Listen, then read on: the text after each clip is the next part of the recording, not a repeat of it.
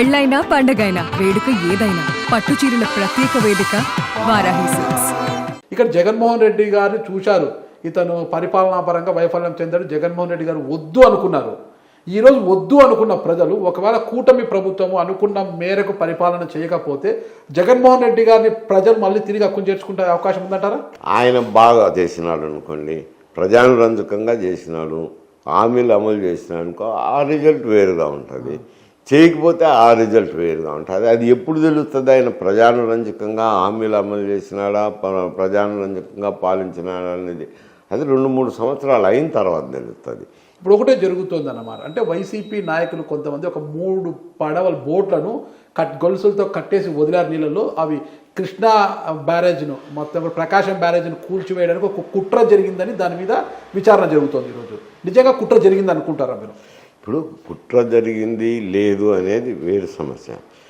పడవలైతే ఢీకొని కృష్ణా బ్యారేజ్ అయితే damage కంపించింది. Okay, damage అయింది కాబట్టి పోలీసు ఇన్వెస్టిగేషన్ చేస్తున్నారు. పోలీస్ ఇన్వెస్టిగేషన్లో తేలాల్సింది ఆ పడవలు ఎవరివి, యాక్సిడెంటల్గా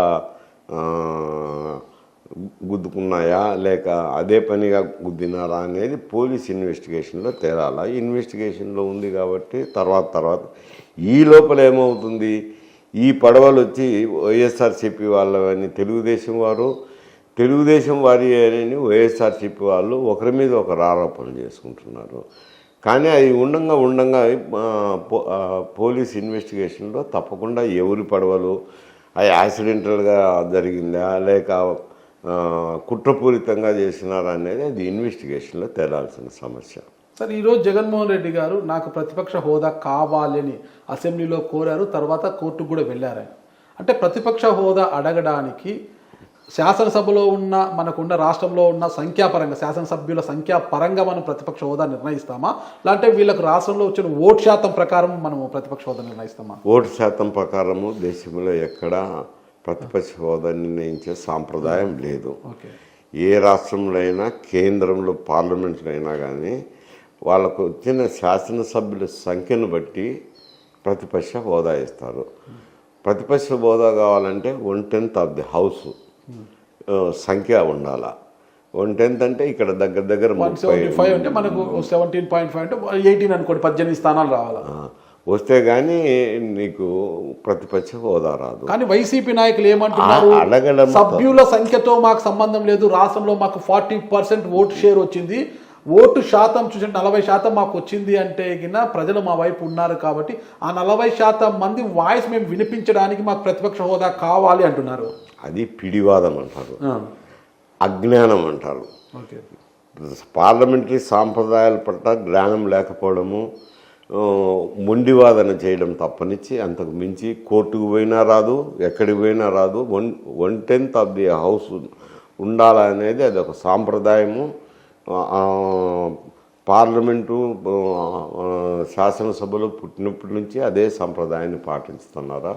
లాస్ట్ టైం కూడా కేంద్రంలో కూడా కాంగ్రెస్ పార్టీకి సరైన స్ట్రెంగ్త్ లేక ఇవ్వలేదు కదా. ఇప్పుడు 100 సీట్లు వచ్చినాయి కాబట్టి వాళ్ళకు 1/10 వచ్చింది కాబట్టి ఇప్పుడు రాహుల్ గాంధీకి ప్రతిపక్ష హోదా ఇచ్చినారు. అది ఎవరు ఒకరు ఇచ్చేది కాదు, స్పీకర్ గారు నిర్ణయం తీసుకుంటారు. 10% సీట్లు ఉంటేనే స్పీకర్ నిర్ణయం తీసుకుంటారు, లేకపోతే తీసుకునేదానికి లేదు. ఊరికి వాదన చేసేదానికి, పిడివాదన చేసేదానికి, ఏదో వాళ్ళ పత్రికలు పెట్టి రాసుకునేదానికి పనికి వచ్చేది, కానీ అది ఎక్కడ చెల్లదు. స్ట్రైట్ చెప్తాను సార్, వాళ్ళు వీళ్ళు కాదు. అంటే దాదాపు 30 సంవత్సరాలు వైఎస్ కుటుంబంతో డి అంటే పోరాటం చేసి 2024 ఎన్నికలకు ముందు వైఎస్ఆర్ కాంగ్రెస్ పార్టీ కండువా కప్పుకుని ఆ పార్టీ ప్రధాన కార్యదర్శిగా ఉన్న వేంపల్లి సతీష్ రెడ్డి గారే సింగారెడ్డి వెంకట సతీష్ కుమార్ రెడ్డి గారు ఈ డిమాండ్ చేస్తున్నారు ఈరోజు. ఆయన కౌన్సిల్లో డిప్యూటీ చైర్మన్గా పనిచేసినాడు, కానీ ఈ పార్టీలో ఉన్నాడు కాబట్టి పిడివాదం చేస్తున్నాడు. ఆయనకి తెలుగు 1/10 ఆఫ్ ది హౌస్ రావాలని.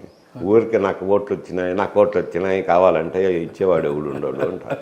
పార్లమెంటరీ సాంప్రదాయం అనేది ఈరోజు కాదు, ఎప్పుడో ఏర్పాటు చేసినారు. ఆ సాంప్రదాయాల ప్రకారం జరుగుతుంటుంది. ఓకే సార్, అంటే మొత్తం మీద జగన్మోహన్ రెడ్డి గారు కోర్టుకు వెళ్ళడము సబబు అంటారు ప్రతిపక్ష హోదా కోసం. కోర్టు ఆయన అజ్ఞానాన్ని ప్రదర్శించుతాను, ఇంకంతే చెప్తాను కదా.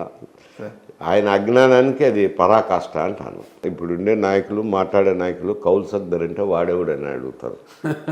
పరిజ్ఞానం ఉన్నోడు ఎవ్వడు పార్లమెంటరీ సాంప్రదాయాల్లో కానీ, పార్లమెంటరీ పుస్తకాలు చదివినోడు కానీ, రూల్స్ ప్రొసీజర్స్ చదివినోళ్ళు కానీ ఎవ్వరు కూడా మాట మాట్లాడరు.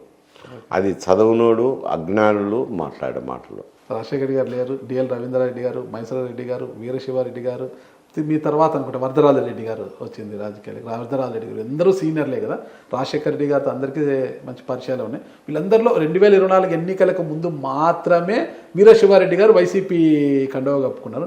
మరి ఈ సీనియర్లు ఎవ్వరూ కూడా ఈరోజు వైఎస్ రాజశేఖర రెడ్డి కుమారుడు వైఎస్ జగన్మోహన్ రెడ్డి గారు వెంట లేకపోవడానికి కారణం ఏమనొచ్చు సార్?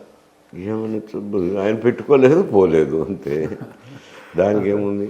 మరి ఇంతమంది సీనియర్లలో మళ్ళా కూడా తొలితరం నాయకుల్లో వరదరాజరెడ్డి గారికి మాత్రమే 8-10 వయసులో కూడా మళ్ళీ పోటీ చేసే అవకాశం వచ్చింది, గెలిచారు. ఆయన గెలుపుని ఎలా చూస్తారు సార్ మీరు? ఆయన నిలబడాలనుకున్నా నిలబడినారు. ఇప్పుడు మీకు తెలియనిది ఒక విషయం ఉంది. చెప్పండి సార్. ప్రస్తుతము ఆంధ్రప్రదేశ్ రాజకీయాల్లో ఎవరైనా శాసనసభ్యుడు కావాలంటే దాదాపు 60 కోట్ల రూపాయలు ఖర్చు పెట్టారు. బాహటంగానే చెప్తాను కదా, ఆన్ రికార్డే చెప్తున్నాను. ఎందుకంటే ఓటుకు 2,000 రూపాయలు పంచినారు. 85% నియోజకవర్గాల్లో అటు తెలుగుదేశం వాళ్ళు 2,000 రూపాయలు పంచినారు, ఇటు వైఎస్ఆర్సీపీ వాళ్ళు 2,000 పంచినారు. అంటే 2,000 జనసేన, బీజేపీ కూడా ఉన్నాయి సార్. 2,000 పంచడం అని అంటే 60 కోట్ల రూపాయలు అవుతుంది. 60 కోట్ల రూపాయలు దగ్గర ఖర్చు పెట్టాలా అని అంటే కొంత పార్టీలు సాయం చేసిండొచ్చు, 5-10 ఎంతో కొంత పార్టీలు సాయం చేసిండొచ్చు, మిగతాది అభ్యర్థులు పెట్టుకోవాలా. అంటే డబ్బులు ఉన్నవారు మాత్రమే అధికారంలోకి వచ్చినారు. పాత ట్రెడిషనల్ నాయకులు ఎవరు లేరు. ఎందుకు పోలేదంటే అంత డబ్బులు, అంత అవకాశం ఉంటేనే కదా పోతారు. లేదంటే ఎవరు కూడా పోరు, ఆ పక్కకే పోరు. ఎందుకు అంత డబ్బులు ఖర్చు పెట్టడం, ఎందుకు వృధా ప్రయాస ఎందుకు అని చాలామంది సాధించుకున్నారు. అంటే పాత తరం నాయకులు వరదరాజరెడ్డి గారు వెళ్ళారు కదా. ఆయన ప్రొవిజన్ ఆయనకు ఉన్నాయి, ఏదో పోయినారు, పార్టీ సాయం చేసింది, కొంత చందాలు వచ్చినాయి, రకరకాలుగా ఏదో ఆయనకు వనరు చేకూరింది, చేకూరే నిలబడినాడు. ఆ వనరు చేకూరుతుందంటేనే ఆయనకు టికెట్ ఇస్తున్నారు. ఎవరు కూడా, ఏ పార్టీ కూడా 30 కానీ 40 కోట్లు కానీ పెట్టుకుంటానంటేనే టికెట్ గురించి ఆలోచన చేసినారు, కానీ డబ్బుల గురించి ఆలోచన చేయకుండా ఎవ్వరూ టికెట్లు వేయలేదు అంట. ఓటుకు నోటు ఇచ్చి ఓట్లు వేయించుకునే పరిస్థితి ఈరోజు వచ్చిందంటే దీనికి శ్రీకారం చుట్టింది ఎవరంటారు సార్? అసలు ఓటు నోటు కేసు అనేది దీనికి కారణం ఎవరంటే ఇద్దరు, చంద్రబాబు నాయుడు, జగన్మోహన్ రెడ్డి, ఇద్దరు కారణమే అని చెప్తాను అంట. మరి ఈ సంస్కృతికి మనం చరమగీతం పాడాలి అంటే ఏం చేయాలి సార్? అది జనమే పాడాలా? ఎవరన్నా చెప్తే ఎట్టు వస్తుంది? పాడాలి. నాయకులు డబ్బులు పంచకుండా ఓట్లు వేయించుకోలేరా? ఎట్ట కాదు, వాళ్ళు తీసుకుంటున్నారు, జనం మేము డబ్బు తీసుకోకపోనంటే అప్పుడు ఆ సంస్కృతి. నాయకులు మేము ఇవ్వము, మీరు ఓట్లు వేస్తే వేయండి, లేకపోతే లేదని కఠినంగా ఎవరంటారు? ఎవరు నిలబడినాక గెలిచాలనే పోతారు, గెలిచాలని పోయినాక డబ్బులుండేలే పోతున్నారు. మేము రాజకీయాలే చేస్తాము, డబ్బులు ఇవ్వము అని ఎవరు పోవడం లేదు కదా. అది ఉండాది, నేను డబ్బు పెట్టగలుగుతాను, నాకు ఇంత ఆర్థిక స్తోమత ఉంటేనే ఉంటుందంటేనే ఎన్నికలకు పోతున్నారు. సుమన్ టీవీలో మీ పర్సనల్ అండ్ బిజినెస్ ప్రమోషన్స్ కోసం కింది నెంబర్కి కాంటాక్ట్ చేయండి.